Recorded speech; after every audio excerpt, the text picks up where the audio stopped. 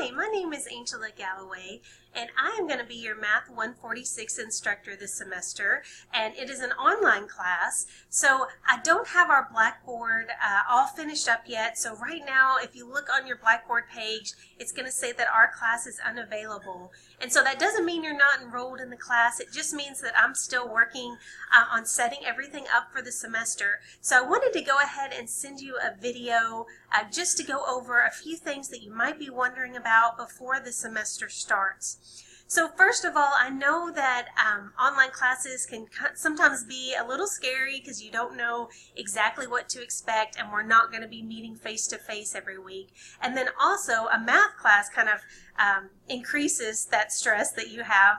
So I want to let you know that I've been teaching this online class for several semesters, and so I think I've gotten a lot of good feedback from students in the past on what they like and what they don't like. So I try to make the class as easy for you to do as possible.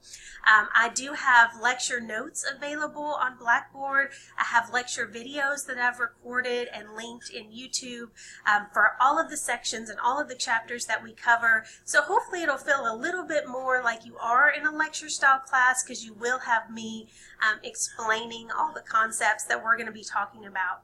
We're also going to be using my Math Lab, which is an online place to store all of our homework and quizzes. But in addition to the homework and the tests that you would find there, it also has a lot of resources like PowerPoint presentations and little videos and an interactive textbook that you can use. So it has a lot of good information in there as well if you want to use it. Of course, you can use it as little or as much as you want, but if you really feel like you need that extra help, if you go looking on the My Math Lab, you're probably going to find a lot of help that can get you through the class. And of course, I'm always going to be available to you. If you are in Bowling Green, you could always come by and see me. I'm on the main campus at Sky CTC. But if you're not close to here, you can always email me, and I do try to reply as quickly as possible. All right, so that's just a few things, hopefully, to take a little bit of stress away. But the next two things I want to talk about are, what do you need for the class? So first, do you need to buy a textbook, right? So you don't need to buy a textbook because you have automatically been enrolled in our My Math Lab when you enrolled in the class. And the My Math Lab does include an e-textbook. So an e-textbook, if you've never used it before, would just be an online book, so you could read it like, on your tablet or your phone, just like you would a regular book, or you can actually print out pages if you find certain pages or concepts that maybe you want extra help or reminders of. You can always print those off and kind of keep those in your notebook. If you do want a paper copy, I wanted to show you what the book looks like so you make sure you're getting the right one. This is the book that we're using. It's called Mathematical Ideas, and it's by Charles Miller. We're on the 13th edition right now. We did just get off the 12th edition about a semester ago. So if you find a 12th edition book, that one would be fine too. The only difference is that some of the chapters were kind of changed, but the content is pretty much the same. So if you do happen to find an older version of the book, it should be fine as well. So of course it's not required, but if you want to get it, that's what it would look like. The next thing that you definitely will need is a calculator. So you have two options with that. One would be just the basic scientific calculator like this. The one I like is the TI-30XIIS, just because I think it's easy to use, and it's also fairly cheap. You can get these at Target or Walmart, something like that, for around $12 to $15, usually not too expensive. You can also usually get them in your college's bookstore, but of course they're probably going to be a little more expensive there. All right, if you already have a scientific calculator, what makes it scientific is just that it doesn't just add, subtract, and multiply. It does exponents, square roots, maybe fractions, all that stuff. So that's what you need. The other option is you could get a graphing calculator, or if you have a graphing calculator, you can use that on the final or on anything you're working on with your homework.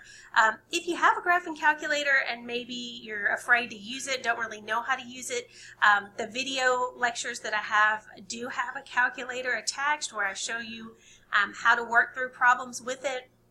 I've got some handouts that kind of go through some of the commands on a calculator, so we will learn about that. So don't worry about having to try to figure it out yourself. I'll definitely help you through that, okay? So this is a TI-83 Plus. You don't have to get that one, but TI-83 or 84 or 85, 89, all of those are basically the same calculator.